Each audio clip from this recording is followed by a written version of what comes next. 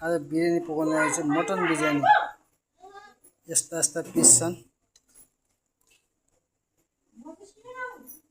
यो चाहिँ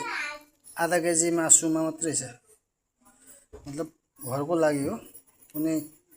ठुलो पनि छैन कुनै खासै गरेर ठुलै छन् साना छैन यो यस्तै मसला हाल्दै यहाँ र यसको पछि म हाल्छु यो चाहिँ टमेटो हैन यसमा चाहिँ लसुन अदुवा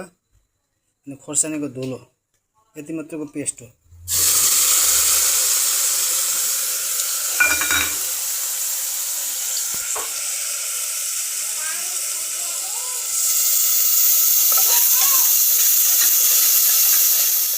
यो लसुन अदुवाको पेस्ट पाकिसक्यो यसमा चाहिँ म टमेटोको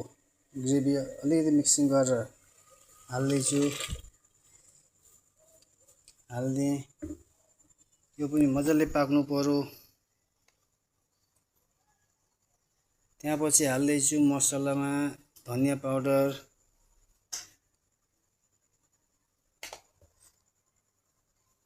यसमा चाहिँ जिरा पाउडर यसमा चाहिँ हल्दी पाउडर बस अब यो चीज मजाले पाक्नु पर्यो खोर्सानीको पाउडर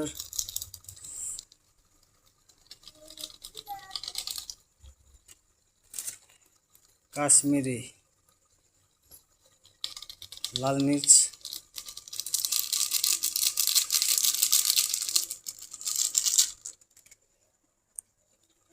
यो होममेड मसला घरमा बनाएको मसला अब यी सब मजाले पाकिसकेपछि यहाँ चिकन हालेर पकाउने हो मेन चीज हाल्नै बिर्से यो मटन पकाउन आँटेको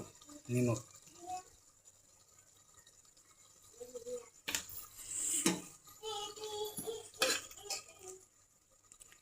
यो चाहिँ यो आधा केजी मटन यसमा 5 पिस मात्रै छन्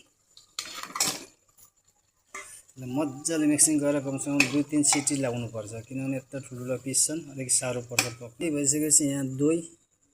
यो चाहिँ मेरो हिसाबको बिरयानी हो कुनै पनि हैदराबादी हिसाब बिरयानी हैन मेरो हिसाबको बिरयानी र यसमा दही हाल्दिए यो चाहिँ 400 ग्रामको दही लगभग 3% दही चाहिँ मैले हाल्दिए र यसलाई मजाले चलाउनु पर्छ यो फाट्न सक्छ भनेर चलाउनु पर्यो यसलाई यसमा चाहिँ यो मसला ठुलो इलायची सानो इलायची दालचिनी जावित्री अनि यो तेजपत्ता यो केवडा वाटर अनि यो हो हल्का घिउ यसमा चाहिँ चामल निमक हाल्न बिर्सेछु पानीमा निमक चाहिँ स्वाद अनुसार हाल्नै पर्छ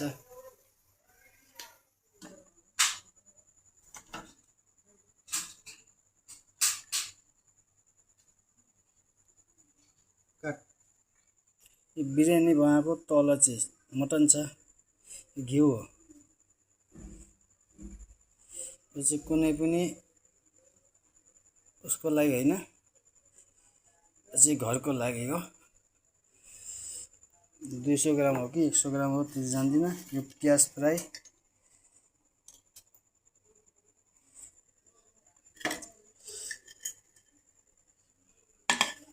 फ्राई हो लगभग यसलाई अब बेसी हैन 15-20 मिनेट चाहिँ यसलाई दम लाउनु पर्छ हावा चाहिँ कतै जान नपाओस् र यसको लागि मेरो घरको बिरयानी बन्दैछ हेर्नुहोस् कस्तो हुन्छ 15 मिनेट भइसक्यो बिरयानी पकाएको र ग्यास अफ गर्दै लगभग यसलाई जब तक ठन्डा हुँदैन तब तक यसलाई निकाल्ने प्रोसेस हुँदैन र यो बिरयानी बनाउने मान्छे चाहिँ यो हो र कस्तो लाग्यो भनिदिनु होला बहुत मेहनत लागेको छ बिरयानी बनाउन जसले बिरयानी बनाउँछ त्यसले जान्दछ थ्यांक यू बाई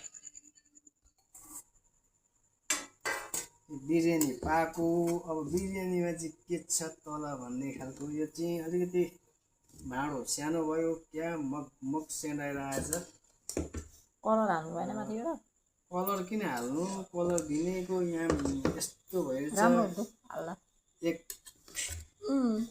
यहाँ चाहिँ यो लसुन निक्ल्यो खै के मासु चाहिँ कहाँ गयो भाँडो सानो भए साथी हो भाँडो सानो भयो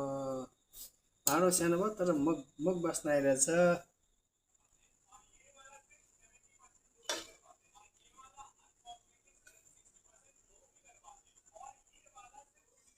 लागेछ डरेछ